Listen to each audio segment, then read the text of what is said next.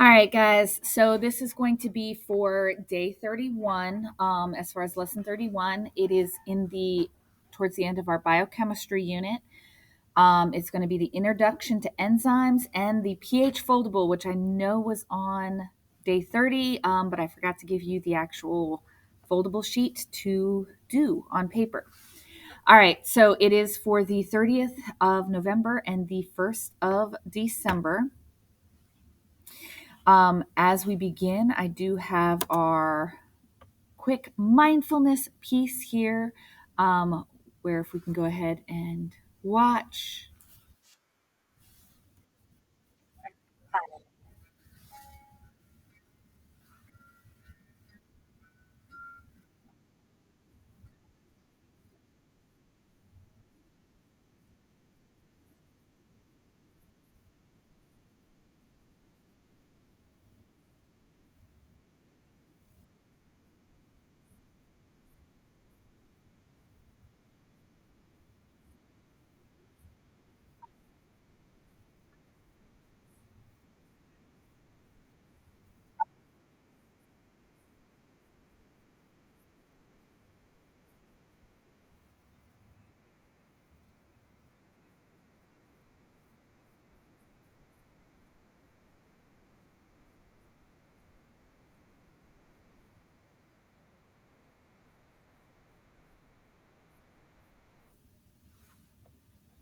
So, basically, I do a mindfulness one each day.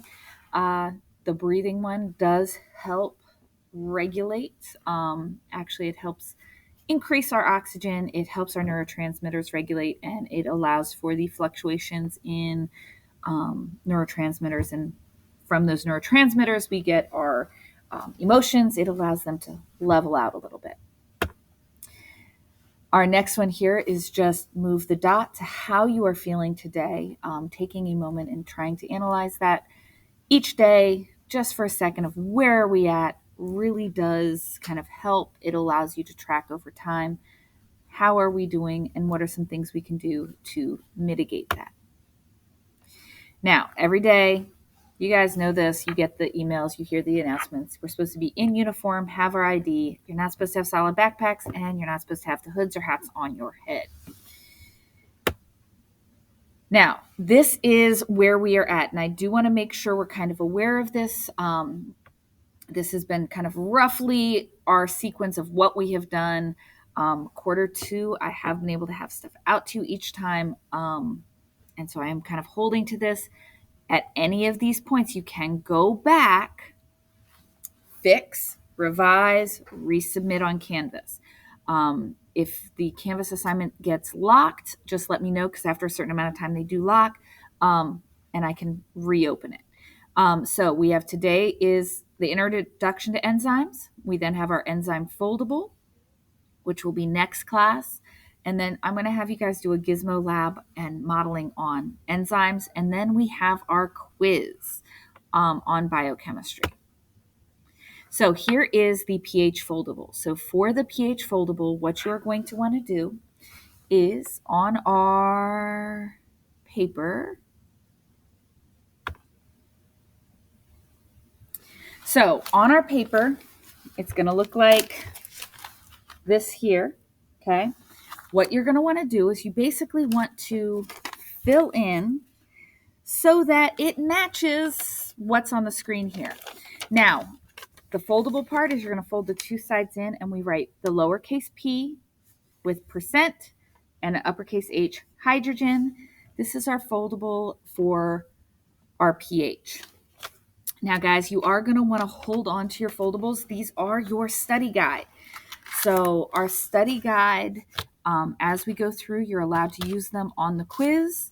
They are your study guide also for the MISA. I went through all the indicators. I made sure that all the things that you had to know are in your foldables by the end. So you do want to get one of these done. You're going to put your name right here on the back. All right, so once you finish your foldable, I am going to have you answer our warm-up, which is what chemical reactions happen inside of your body. Remember, a chemical reaction is any time molecules combine molecules split. Either way, that's considered a chemical reaction. So take a moment. What types of chemical reactions happen in your body?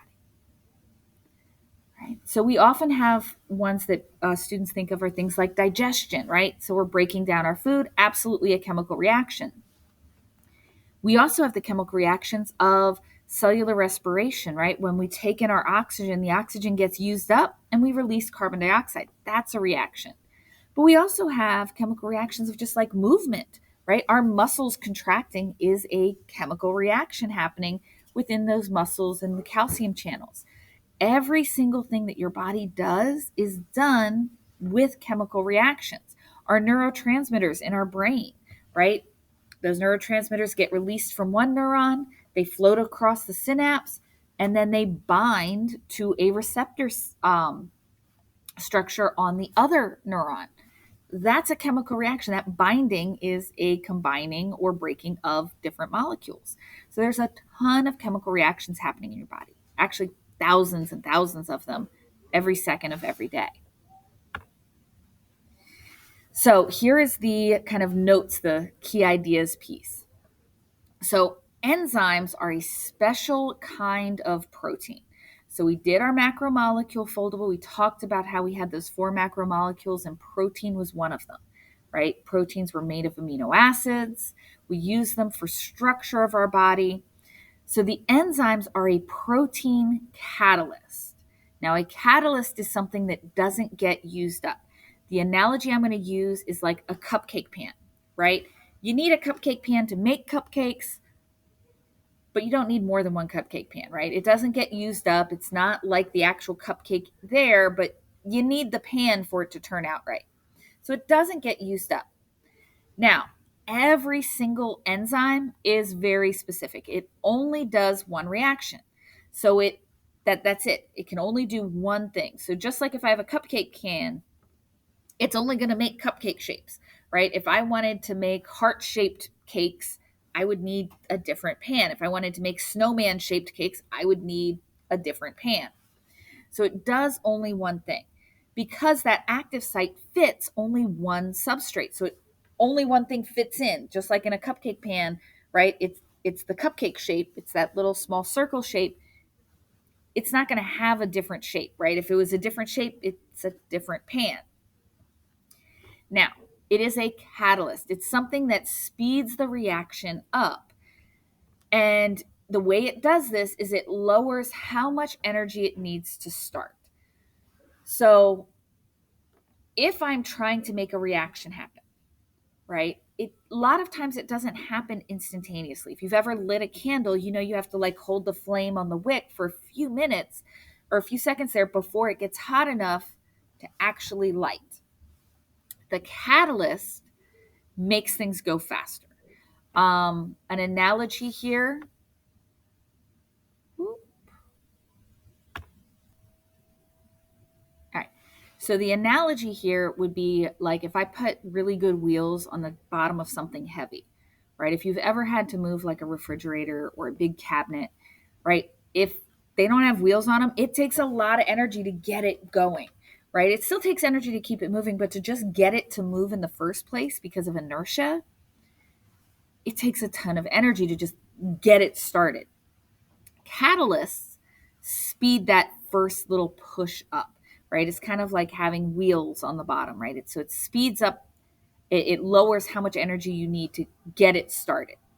Now, we do measure that amount of energy it takes to get it started. We call it activation energy because it's how much energy we need to get it activated, to get the reaction going. Now, I'm going to have you watch this quick video. And as I watch this, we're going to answer a couple of questions. Okay, so our first question is, what is an enzyme?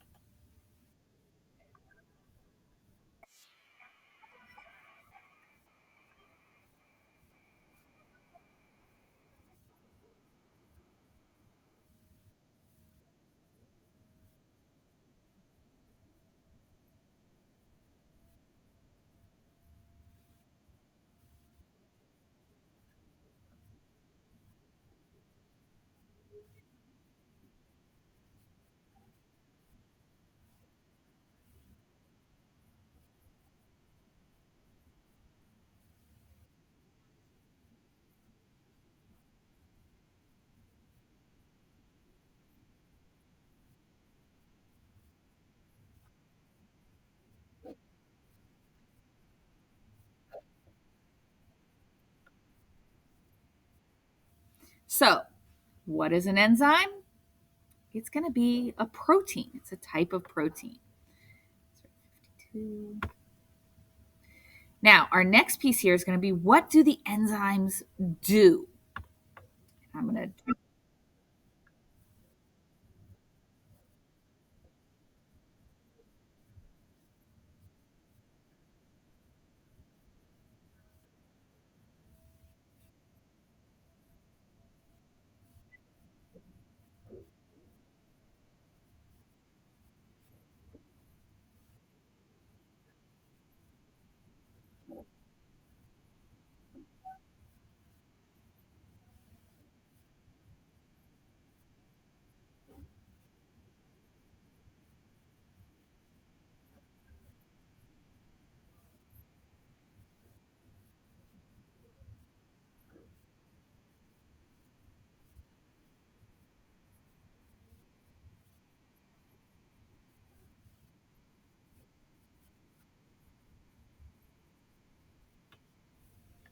So it can either build up, so we take two things and we're combining them into one, or break down, so we have one thing that we're splitting into two.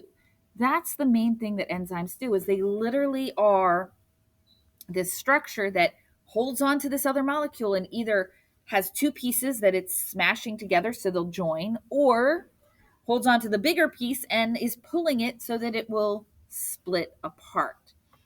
That's what our enzymes do.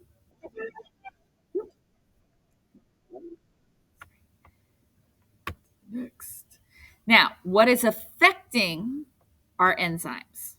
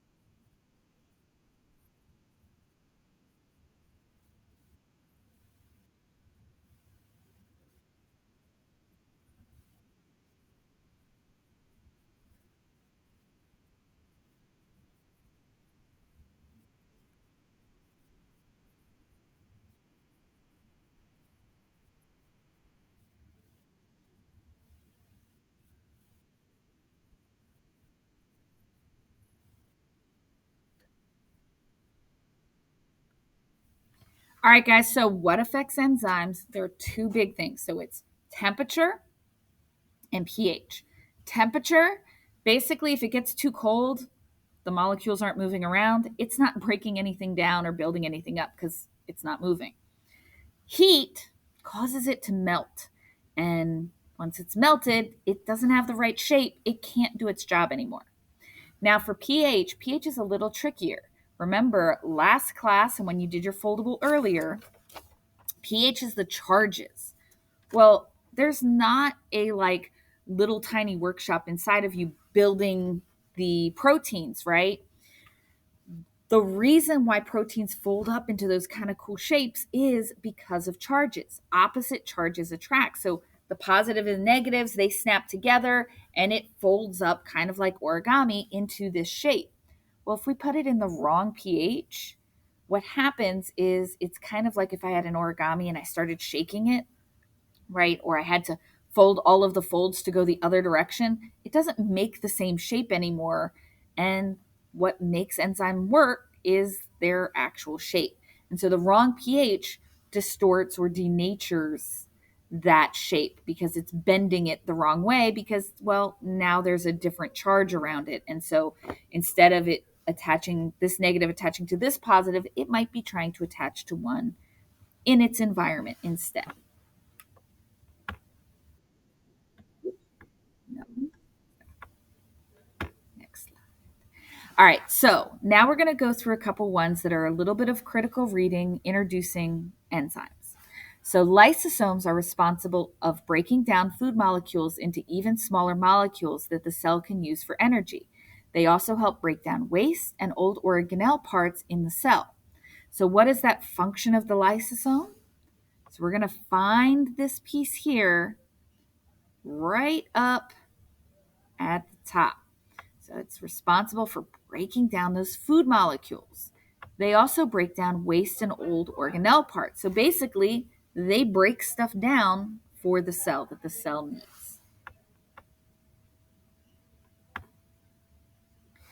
Every cell contains many lysosomes. Every lysosome has a specific molecule inside that helps break down the different substances. These molecules are called enzymes. Enzymes are proteins that act like a catalyst. A catalyst is something that speeds up the chemical reaction. So, what do the enzymes do and what are they made out of? Well, the enzymes' main thing is it's a catalyst, right? That's what it is, which means it's something that speeds up the reaction. So, our enzymes cause our reactions to happen faster. And what is the enzyme made out of? It tells us here in the second sentence enzymes are proteins. That is what the enzyme is actually made of.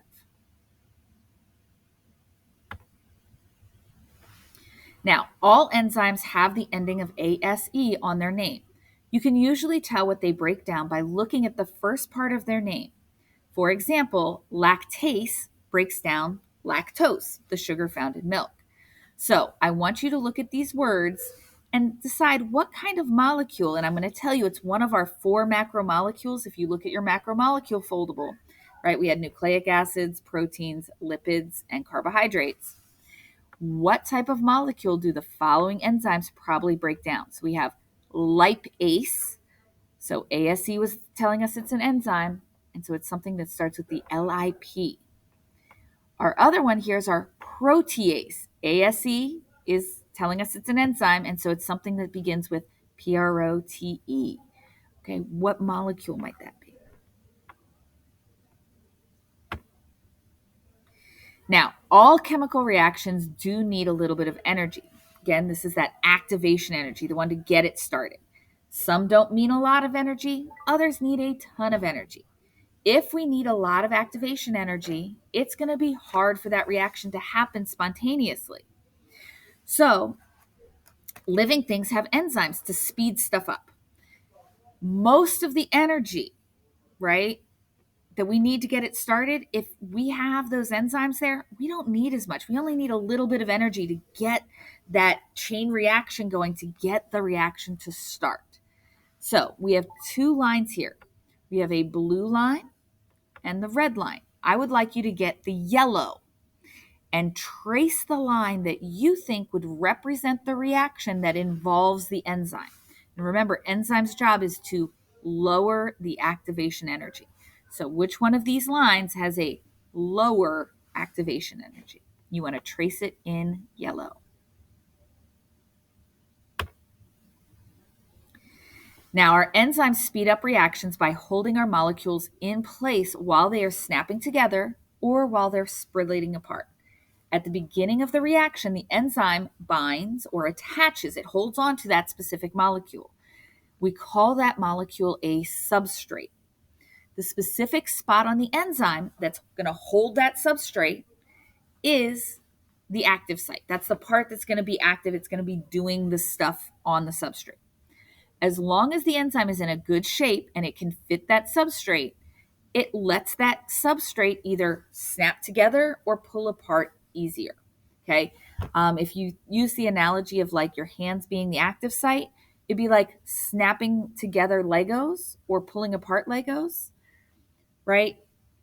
If I just put a bunch of Legos in a bin and just kind of shook them, the chances of the Legos fitting together, you might get a few of them snap together, but most of them are going to stay loose. Whereas if I line them up just perfectly, then put a little bit of pressure, they snap together pretty easily without a lot of work. Same thing of if I have a string of Legos and I kind of pull on them a little bit, they'll pull apart. I could put a bunch of things that were Legos put together in a bin, shake them. Some of them might break, but not all of them, right? This is how the enzyme speeds the reaction up. Is it's actually kind of like our hands pulling on it or pressing it together to make the reaction happen. So on this slide, we have four different enzymes. We have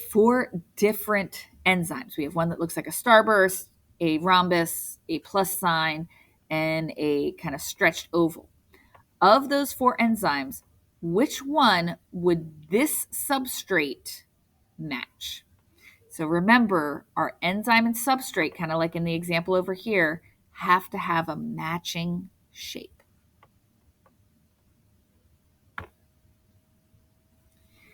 All right, so if something happens to an enzyme and it messes its shape up, it no longer fits the substrate, and so the reaction happens really slowly or not at all. When an enzyme loses its shape, it's said to be denatured. So it's not destroyed, it's not broken apart into all its separate amino acids, but when it breaks its shape and the shape doesn't work really well, it no longer is able to do its nature. It's no longer able to do its job. So we use the word denatured because it's lost its nature. It's lost its ability to do its job. So why might this happen? So all enzymes have a very specific temperature and pH where they work best.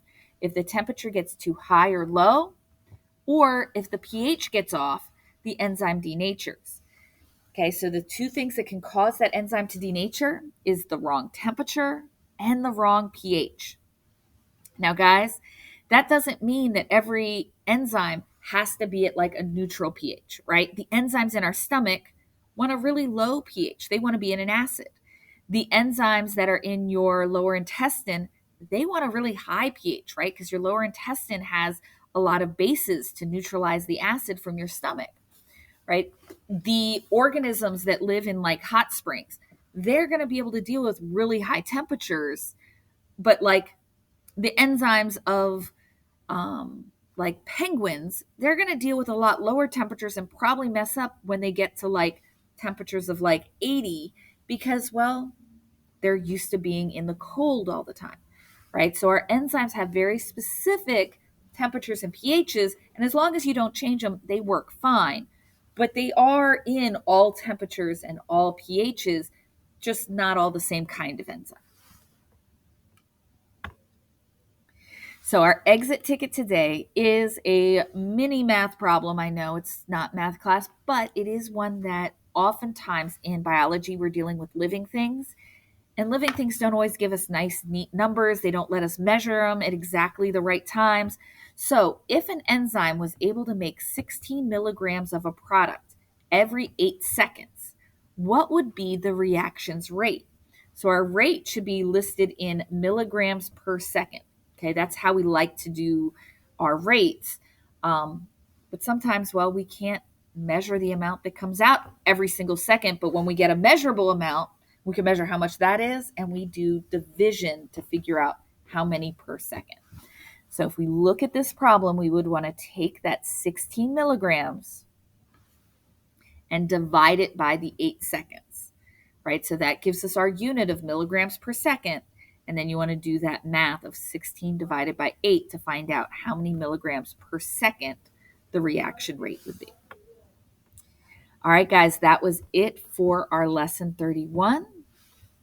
And I will do our lesson 32 next class.